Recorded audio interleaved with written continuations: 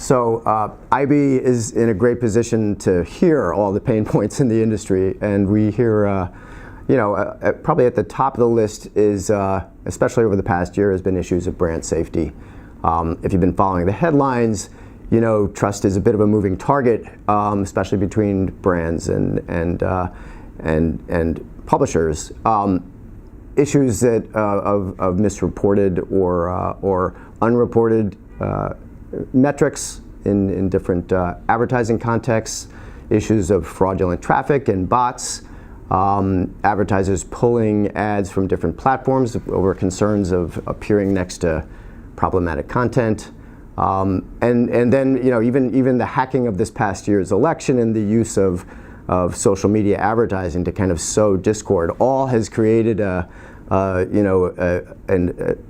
zeitgeist of distrust. And it all kind of seemed to crystallize back in January when Mark Pritchard took the stage at IAB's leadership meeting and said, basically made a call to action, said the days of giving digital a pass are over.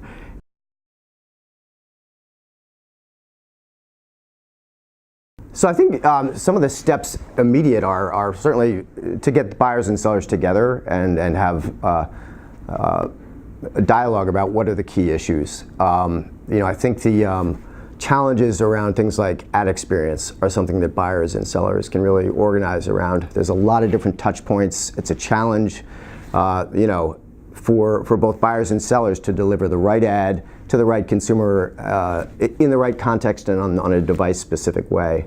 And so some of that points to areas of friction in the marketplace. Some of it points to technology issues. These are all things that buyers and sellers need to organize around, and where IB helps serve a role in developing the standards and protocols for a smoother delivery and more seamless ad experience for consumers. And it's critical that we get it right because consumers have a choice. I think there's very specific steps that we can take on as an industry and that are actually underway now. In the context of addressing kind of the transparency of the marketplace, IAB has launched an industry effort called ads.text, and this is a way of addressing something called domain spoofing, which is basically counterfeit inventory and lack of clarity around what is actually an approved domain to serve ads upon. And so this is a project that is about 6 months in market now. It's being adopted by big players like Google, and the idea is to make the good actors visible and make that group of approved publishing domains visible to the buyers, so they know what they've bought is what they're getting. And in a way, putting more light on the good actors, you can actually make visible the bad actors. And we see a lot of promise for this effort. There's tens of thousands of domains that have now adopted it, and a lot of growth in IAB's membership to adopt this. So that's actually something that is seeing good traction and that we have a lot of focus on in the coming months.